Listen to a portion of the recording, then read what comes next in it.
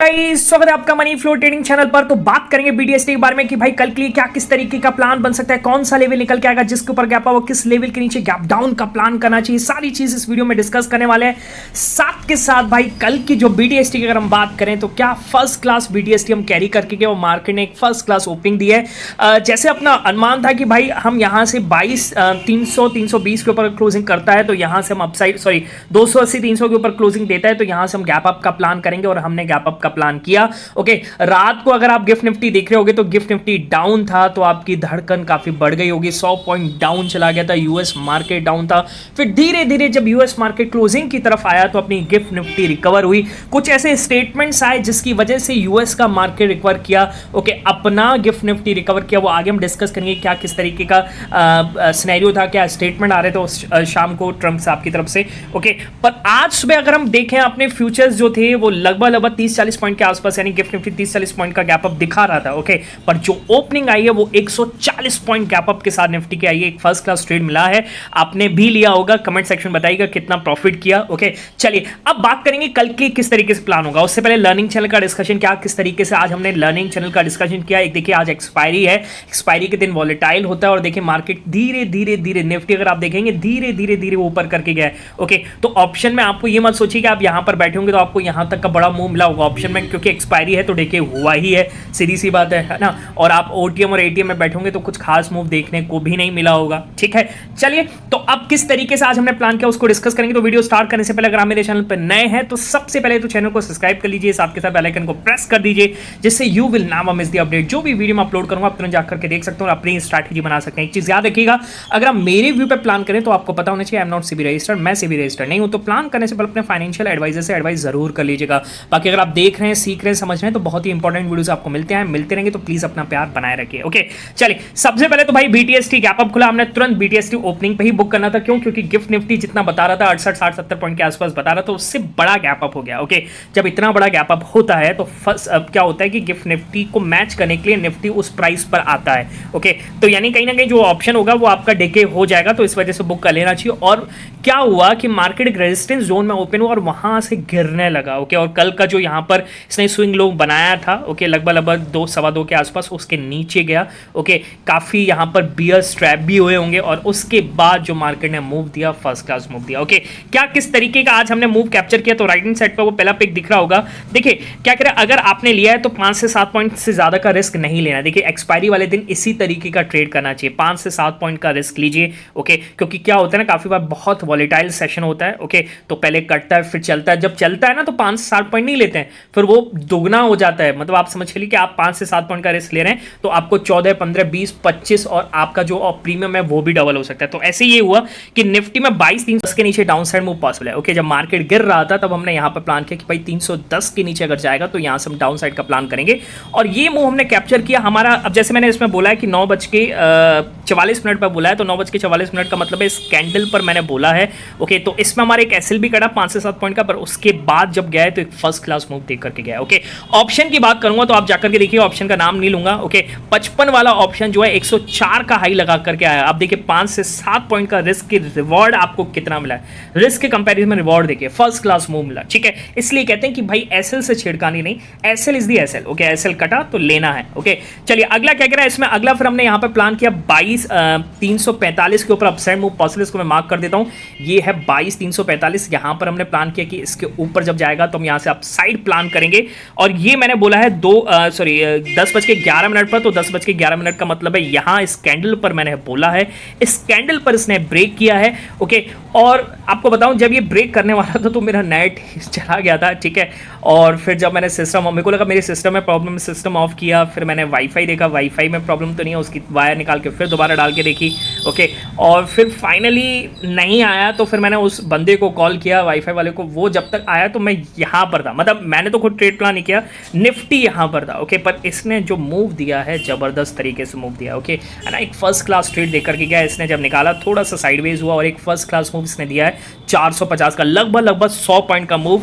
Okay, बहुत जबरदस्त move था। ठीक है, चलिए अगला देखिए, अगला क्या है, निफ्टी में 22,360-65 के ऊपर अपसाइड मूव पॉसिबल है, इसको मैं मार्क कर देता हूं। ठीक है, 22,360-65, ये रहा 360-365। ओके, अच्छा इसमें मैंने पहले ही बोल दिया था कि Nifty can be fire, Nifty यहां से फायर हो सकता है। ओके, और एक जबरदस्त मूव इसने दिया। अब मेरा ट्रेड ये तो छूटा, तो मेरे को तो पैसे तो कमाने ही है, सीधी सी बात है। ओके, तो फिर कैसे मैंने इस मूव को कैप्चर किया, यहां जब आया था तो मैंने अपनी मैक्सिमम क्वांटिटी को बुक कर लिया था, 400 के आसपास मैं अपनी मैक्सिमम क्वांटिटी बुक किया था। 2 लॉट मैंने अभी भी होल्ड किए थे उस टाइम पर। ठीक है, बाकी जो निकल जाते हैं तो उसके लिए फिर मैंने एक और लेवल दिया कि 22,410 के ऊपर अपसाइड मूव पॉसिबल है। 22,410 को मार्क करूं, ये है 22,410।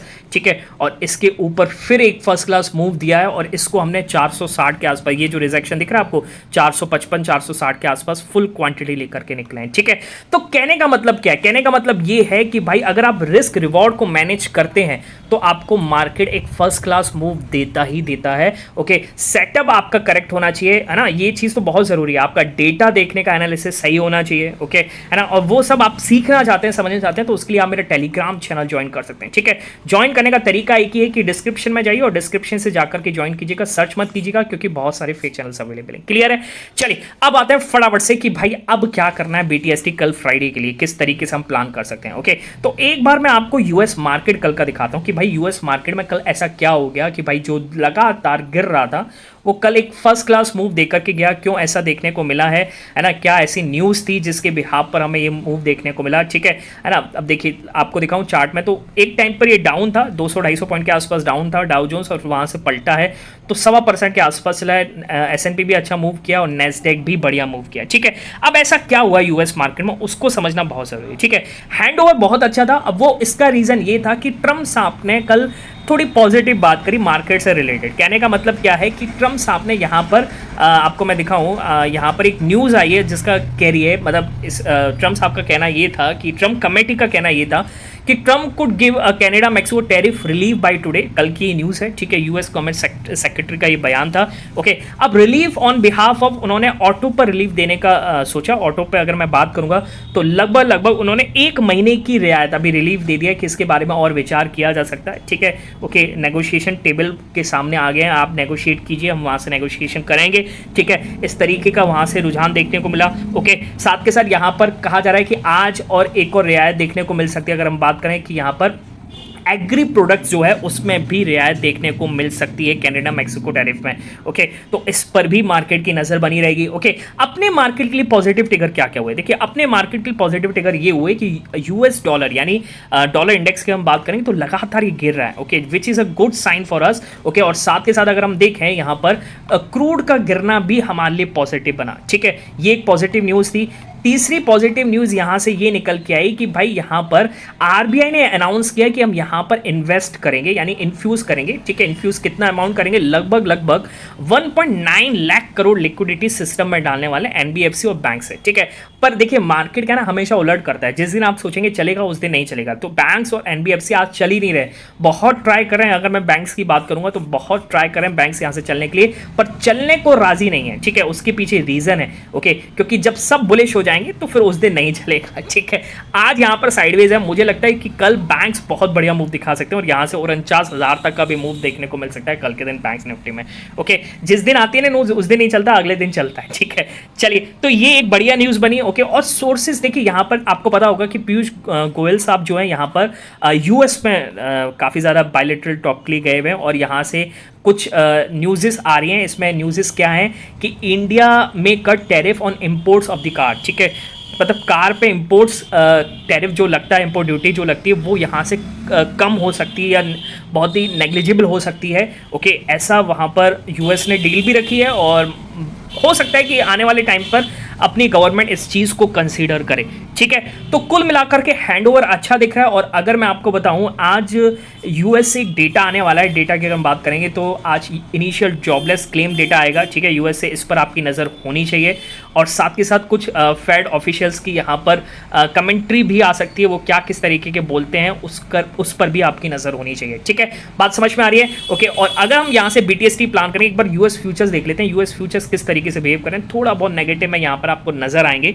ठीक है, थोड़ा कॉशियस हैं कि भाई किस तरीके का मार्केट आज के दिन चल सकता है, या फिर आज फिर कोई ट्रम्प साहब यहाँ से कोई नेगेटिव टेंट्रम न लगा दें।